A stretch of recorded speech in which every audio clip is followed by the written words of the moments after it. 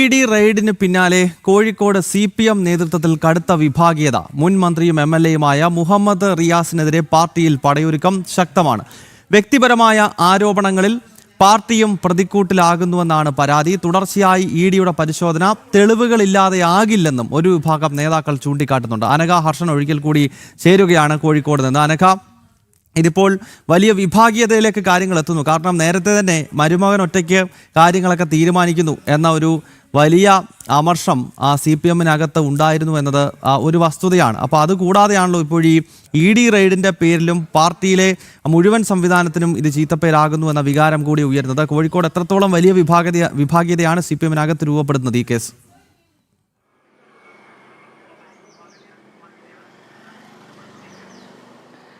ഗൗതം, പാർട്ടിക്കുള്ളിൽ മുഹമ്മദ് റിയാസിനെതിരെ ഒരു പടയൊരുക്കം ഉണ്ട് എന്നതിൻ്റെ ഏറ്റവും വലിയ തെളിവായിരുന്നു ഇഡി റെയ്ഡിന് പിന്നാലെ അടിയന്തരമായി CPM ജില്ലാ സെക്രട്ടേറിയറ്റ് യോഗം വിളിക്കുന്നു. ഈ യോഗത്തിൽ മുഹമ്മദ് റിയാസ് പങ്കെടുക്കുന്നു.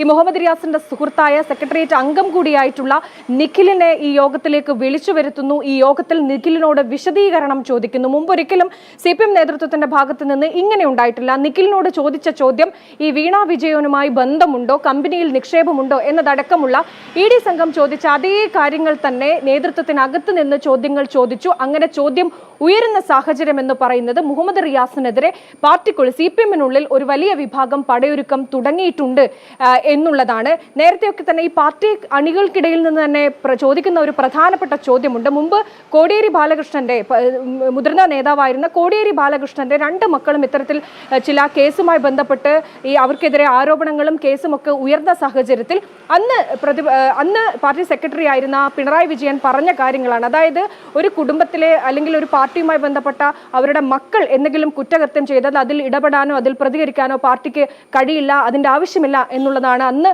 പിണറായി വിജയൻ പറഞ്ഞത് എന്ന് പാർട്ടിയിലെ ചില നേതാക്കൾ ഓർമ്മിപ്പിക്കുന്നുണ്ട് എന്നുള്ള കാര്യം കൂടിയാണ് പുറത്തു വരുന്നത്.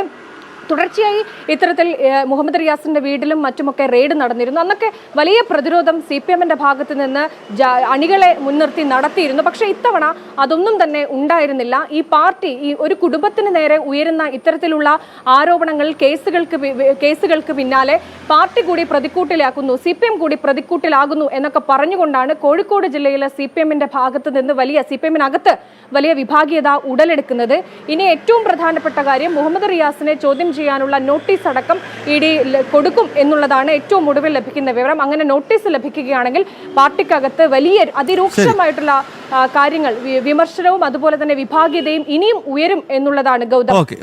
അനഘ, എന്തായാലും വ്യക്തമാണ് ഈ മുഹമ്മദ് റിയാസിന് എതിരെ നടക്കുന്ന ഇഡിയുടെ അന്വേഷണം അത് പാർട്ടിയെ പൂർണ്ണമായി കളങ്കപ്പെടുത്തുകയാണ്. മാത്രമല്ല മുഹമ്മദ് റിയാസിനും വീണ വിജയനും ഒക്കെ എതിരെ നടക്കുന്ന അന്വേഷണത്തിന്റെ ഉത്തരവാദിത്തം പാർട്ടി ഏറ്റെടുക്കേണ്ടതില്ല എന്ന വികാരം സംസ്ഥാനത്തൊട്ടാകെ CPM-ൽ വലിയൊരു വിഭാഗത്തിനുണ്ട്. എന്തായാലും കോഴിക്കോട് അത് വലിയ വിഭാഗീയതയായി, അത് പുറത്തേക്ക് തന്നെ പൊട്ടിത്തെറിയായി കാര്യങ്ങൾ മാറുകയാണ്.